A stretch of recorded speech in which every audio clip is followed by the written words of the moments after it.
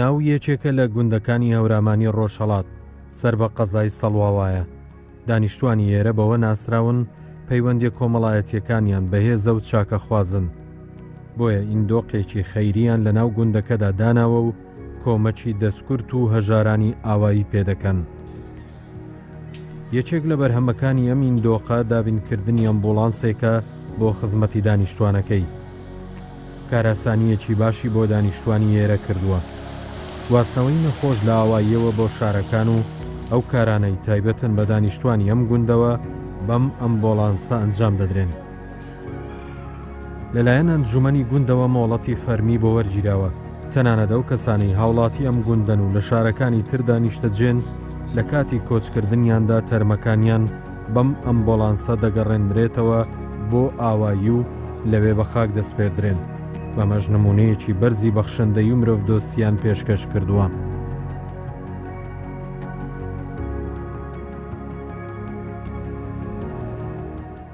وڵا باتەوەجو بە موقعیت و دەگا و ناوێ باتەوەجو بە موقعیت و بعضی مشکڵاتات دەگاکیما بێ کە شاید منفەز و دەرگا و مەسەن ئیدارەکاوە حەلی نەبیێمە ئێمە تەسمیم ماگرت بێمێ خودیاری بە سوورەت و متەمەرکەزی ئی سنۆقی بنیێمێرە کە الحەمدولله تا ئیسەش تاوان واقعان ئی هەدەفەکە گرتێنەمانەبەر فرۆجە مشکڵاتەکە هەرچنە جۆزئیەش بە حەلیما کردێ بە الحەمدولله ئەڵبەتەن بە هێمەت و یاری کرد و مردمی خەیێری بە دەگا و ناوێ باوجودینە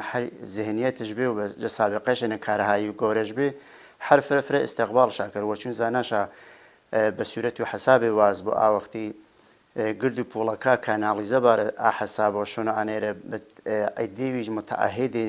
بینی جەجوانەکە و تەحسیڵ کردێ واقعان ئی سنۆقشانیارە فرە ئستیقبال شاکر کە واقعان زانینێ بالاخره ئایندۆ سنۆقەکەی فرە ڕۆژنە الحەمدولله جوابشدانەوە تا ئیسە.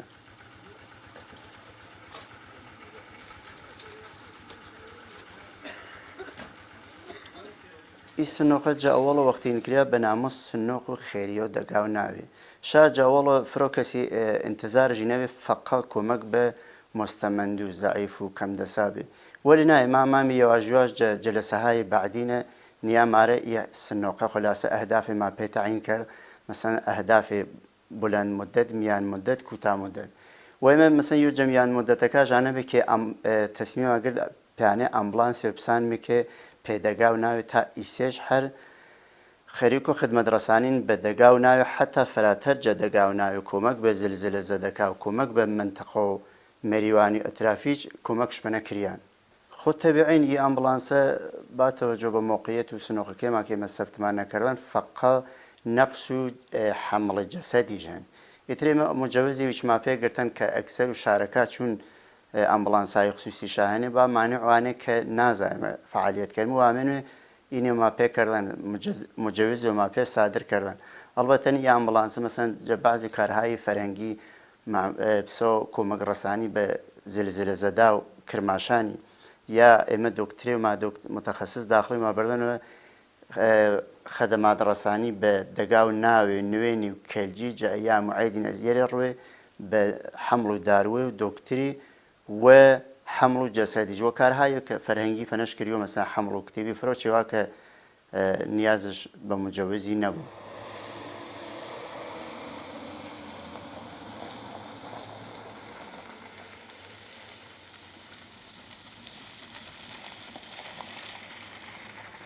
یەقینەن فرەن ئی جۆرە سنۆقی جۆرە هەمکاریە بۆ باعیسوانێ مەسەن ئەگەر مشکڵێەوە یا کارێ پێ یەک نەفەرین بێ خۆجوش ئی سنۆقێ ئی کۆمەکە ئی خەدەمات ڕەسانی یاوە فکر و کۆمەک و مەردومیرە و ئینەش بێ تەئسیر نییە پێ هەمبەستەگی دەگایەکە مەخسەن بە منتەقە و هۆرامانی ئێمە ئی سنۆقە وەختی تەشکیل بێ ئەوەڵە بە سوورەت و هەیەت ئۆمەنایی بێ جلسه مؤسسین ما تشکیل داد عده‌شا انتخاب کردیم به عنوان و هیئت امنه و این دیگر سال طولش که چی مدت و زمانی ما جلسه های ما بیچن جلسه های چن افراد های خاصی با توجه به سطح خلاصه همکاریشا تحصیلشا ایتا پی نتیجه چه یوامی شونو چند سالاره به صورت کارگروهی اداره کریو امام مثلا حوزه فرهنگی حوزه عمرانی خلاصه یا خدمات رفاعی اینما تقسیم کردن به صورت کارگروهی کە هەر کارگروی وش تحقیق کەڕۆ با تەوەجۆ بە نیاز و دەگا و ناوێ نەزەرێ پیشنەهادمەوە ئێرامەوە ئێمە ژراش کەرمێ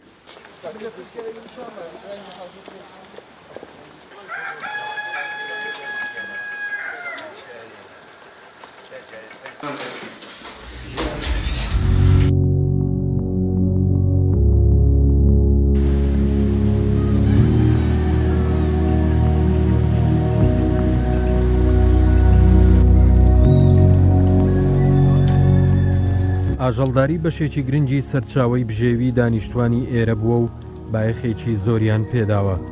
هەوارەکان جوگرافیایەکی فراوان بوون بۆ لە وەڕگا و بەخێوکردنی ئاژەڵەکانیان. لە کۆتا مانجی بەهاردا کۆچیان کردووە و لە سەرەتای پاییزدا گەڕاونەتەوە بۆ گوندەکەیان. هەوارەکان ناوچەیەکی فێنک و دیمەنێکی جوانیان هەیە، لەگەڵەوەشدا گژوجیای فراوانی تێدایە. ئاژەڵەکان بە ئاسانی تێریان خواردووە، هەتا ئێستاش بەشێک لە دانیشتوانی ئەم گوندە بە ئاژەڵداریەوە خەریکن و لە ناو گوندەکەیاندا درێژە بەم کارە دەدەن.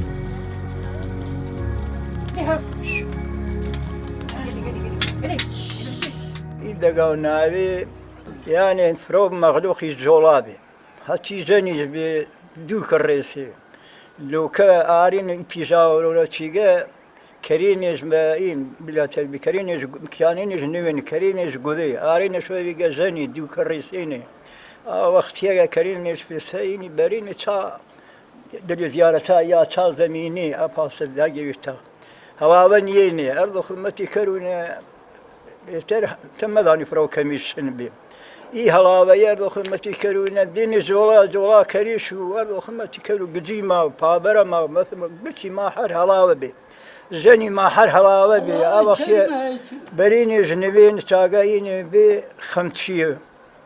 و ساعتی جواتشینه اصل تبیعی بی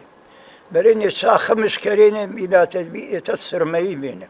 حتی زنی بی گجی هلاوی کریده گفته چی تو ایسه تا اینو ایسه خاصر بی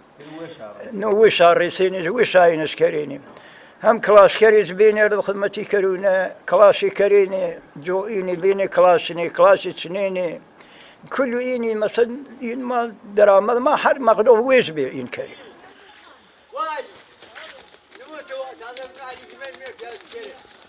کامرا پیچی پی حیوانی تا درآمدش دی خو چامنه نبید زندگی کابرا هر این نانش بیه واردش مثلا بنیان میره ویش هیچ گاو کاری بس بزنگانی هیچش نبی هر بزنگان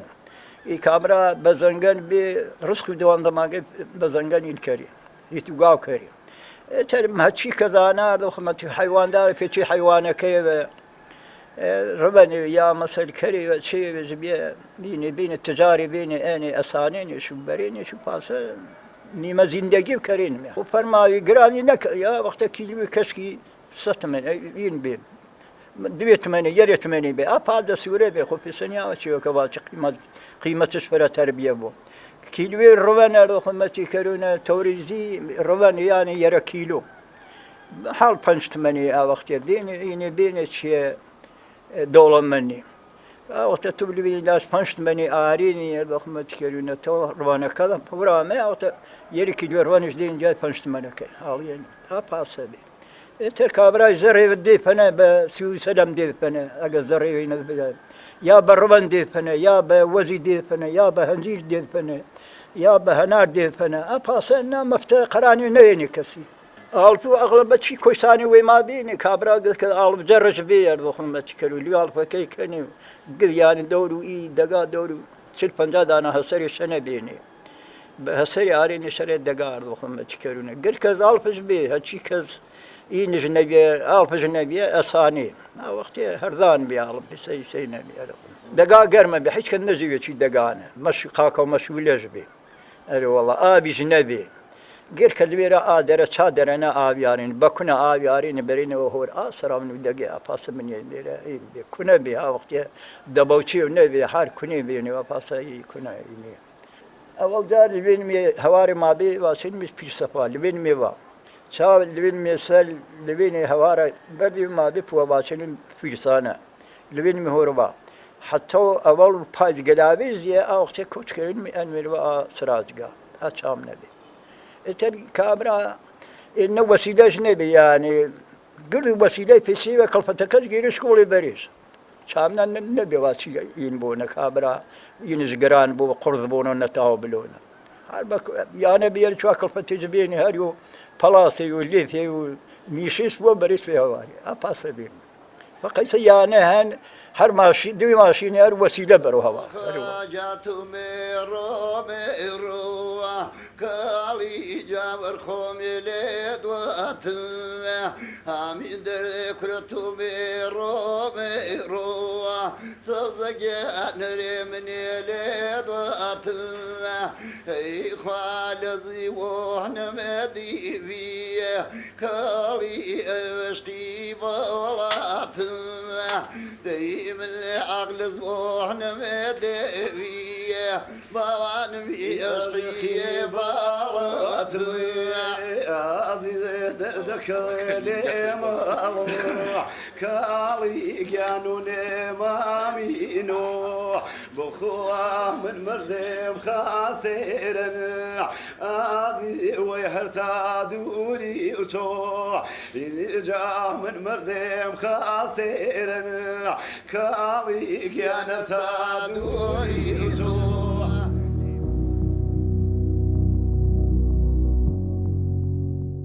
هەرچەندە هونەر سەراپای ژیانی هەورامیەکانی تەنیوە و لە هەر کردەیەکی ڕۆژانەدا هونەر ئامادەجی هەیە لە ناو گوندی ناویشدا جیاواز لە پیشەگەرەکان بەهرەمەندێک بە ناوی کامەران بەکاری وێنە کێشانەوە خەریکە و زۆربەی تابلۆکانی ئاوێزانی دیمەنەکانی سروشت کردووە.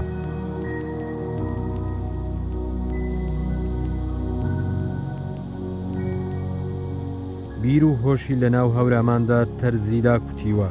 لە ناو زۆربەی تابلۆکانیدا گوندەکانی هەورامان ڕەنگڕێژ کراون. ناوبراو دەڵێت پاراستنی سروشت و فەرهەنگی هەورامیەکان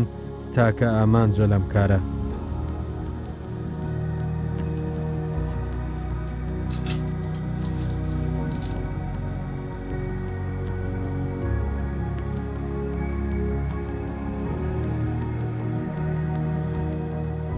من جا زاوڵەیی و هەر علاقەی فرم بێ بە نەقاشی دمانەوە چەند ساڵێ هەر بدونانەکە جا کەسێکی فێر بوو کەلاس بن و جەڕوە علاقە وێمە تەمرینی فرێکەرێنێ ئەو وەختیچە تا فکرێم کردەوە کە حەزکردێنە چێوەکە زیینەتەر بوو بە سوورەت و بەرجەستێ تە بیانێ کە کەسێ هینم کەڕۆنە پەنەم واچۆنە هەر جەڕوە علاقەوەم ڕۆمار لە پێی ڕەوێشیە.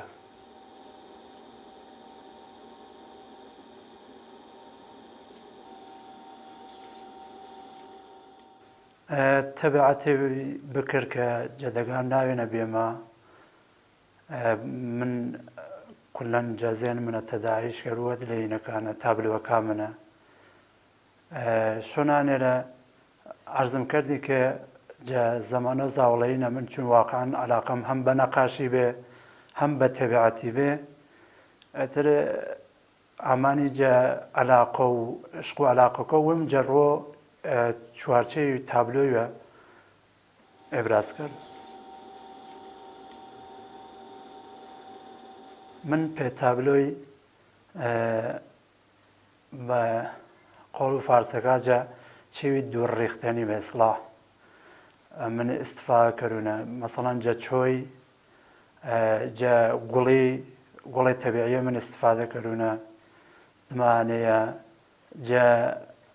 هەردە چۆی ئیستفاده کردوونە کە بە چەسبێ چوب کەروش بە سوورەت و هەڕێ پێ هەڕۆبانەکە ئیستفادەش کردوونە و چێوێ باریکە پێ دیوار و یانەکەم و پێ بەرەو پەنجەرەکە ئیستفادەشا کردو چەنە.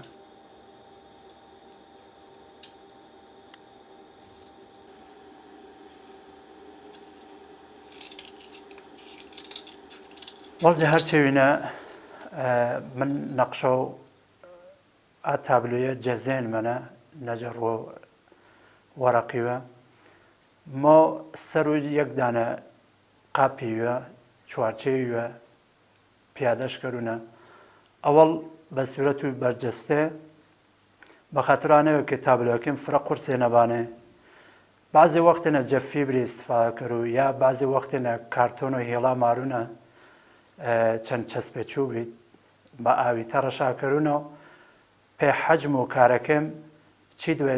ئەبزاری استفادەکردونە شۆنانێرە ما سەر و یانە وشکردنی مەسەڵەن سەر و سەتح بەرجەستێ کە یاگێ قەرارە دەگەوە بنیۆرە یا یانێ بنیۆرە یانەکەم وەشکرد و دماوە نەقاشی پەشت و حەجمیە کە ئەغڵب من فرەتر ئاسماناتر ماوەقیش بەرجەستن دماییمەوە ئاسەتح بەرجەستێ ڕەنکەرونە یاگێ کە درەختش گەرەک بۆ جەگوڵی جە چێوی تەبیعی بانوان و درەختی استفاده کرد و منیۆرە دلێنەکە منە تابلوەکە منە و چێوهایو کە لازم بۆ ظاهرەن هەر گوڵاو یونیلیت یا فیبر یا کارتۆن و ئاوەختی لایە باریک جەچۆی من چانیشە استفاده کردونە والله مشکلاتێ یۆجە مشکلاتەکەژ نەنەکێ واقعان وەختش گەرەکە بعضی وەختێنە بنیام وەخت کەم مار و کەم لۆ سەر و کارەکێلە شۆنانێ چەرە ئەم بە وەختێ منیشمێرە وەختێ کارکەرمێنە ئەنە سەر قاڵی کارەکەێنمێ بعضی وەختێنە مەسەڵەن شاید دیسکردنێ یا دیسکەمەرێ ئێنە چا فشار مارۆ ملو بەیانی مارە واقعان چون حواسمانیا سەرەوە ماوە تا لاکەرمێ واقعان بەڵان ما سەڕاو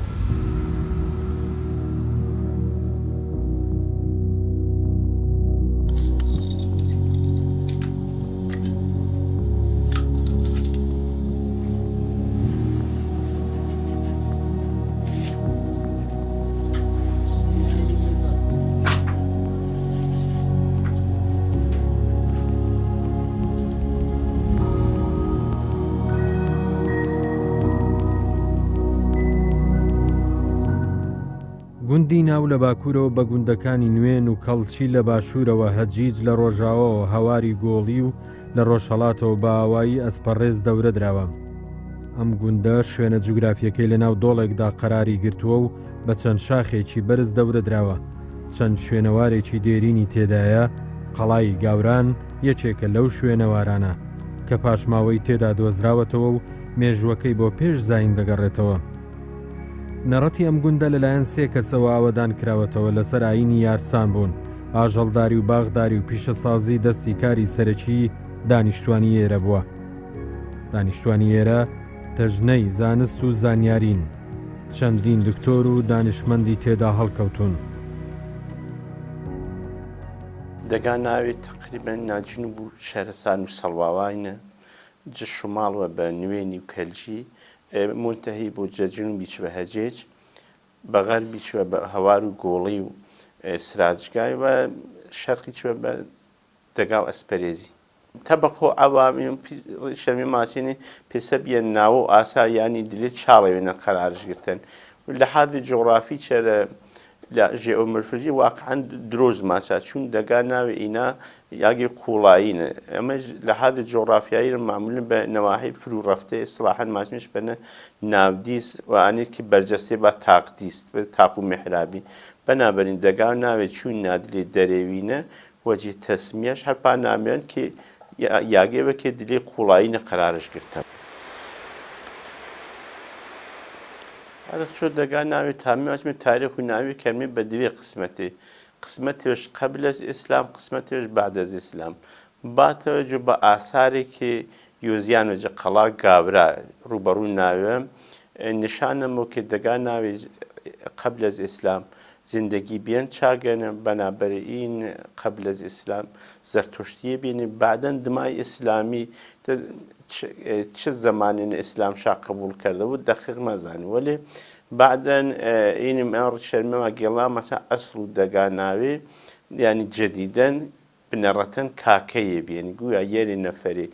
کاکی آمینی یا شبنامو کاک محمودی کاک احمدی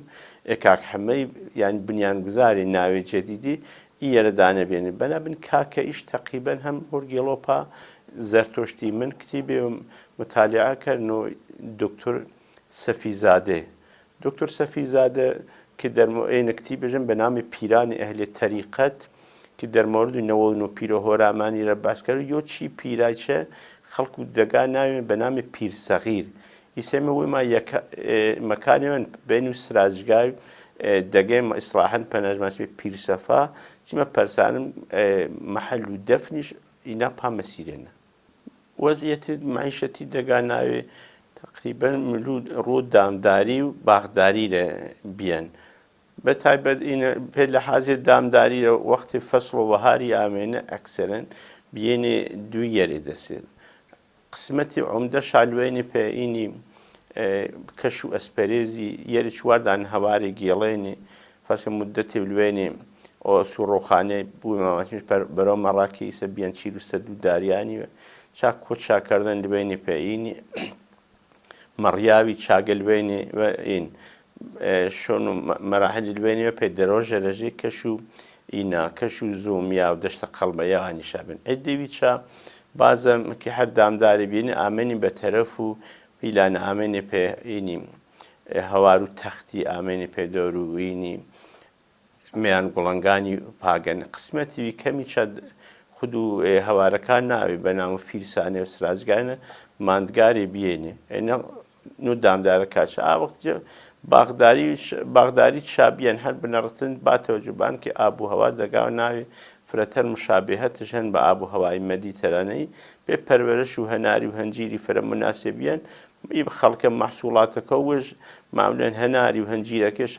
بەردێنی پێ منتەقۆ لێلاخی و دەشت و بێڵەواری پاگەنە چەند گەنمێ فاڕێنێ شاوت بە گەنمێ و سێفە زەمینێ و پیازی چون دەگا ناوێ پێ کەشاوەرزی مناسب بە نەبێنە کەشاوەردیش بیان دێن بیان فرە ئانچنان مناسب نەبێن.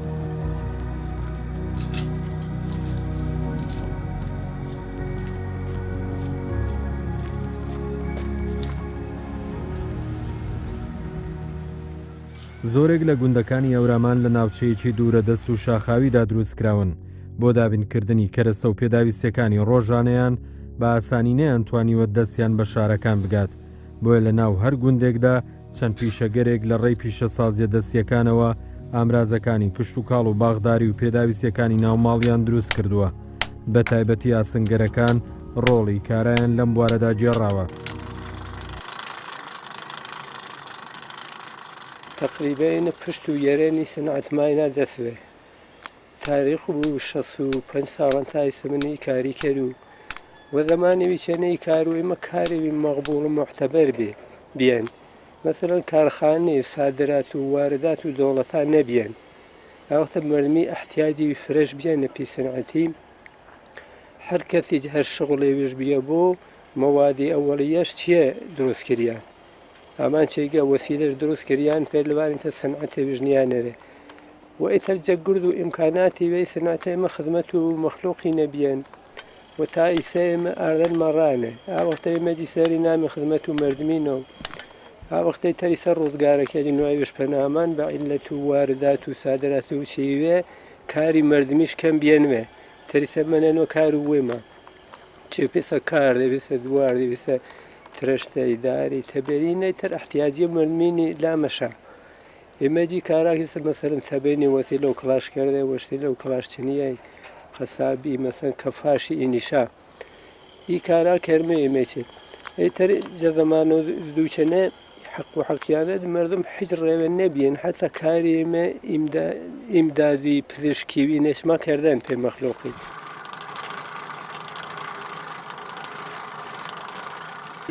منطقة وإذا حتى بارزقا الله بجي تا سليماني على من وين سليماني نامني ويا بي كاردا أشيء تا كامياران مثلا أسان كرماشاني شميان مريوان إذا زنجي ما ملابي ميا أسباب شار زمان وشنا دواردي حيواني بيسه هورنج يعني مخلوقي نبينش آمني شيء وشك إذا كارها يجدو قدشتي بيني سيتا أني شامل مثل شارع كمرد ما من بيحتاج بين دروس كرياني إلى ولا إثر آنك شيء كم بينه فقط إما كاردي ما منينه إتخيك احتياج المردمين كابرا باغدارا ترشتي بتورديني وشكرو من باخكير وشكرو قەسابە کاری بە بەرشون دامدارە مەسەلەن چێ وەشکەر ئیتر ئاسن ئایتە قدیمیتە نەمەنین وەلی زەمانەوە دەسە دۆرە تاتێم حتا وەڵا دەرۆم نیشە نەر بێنێ ئەنە وش کارێتە هەمیشە 10 نەفەر 20 نەفەر ئەچێگە بێ پرسەر ئێنێرە بێگە نیشێ نەلێنێشەوە حتا هەم مێمانداری چاکەرێنمان بدێنێ پیشامەڕا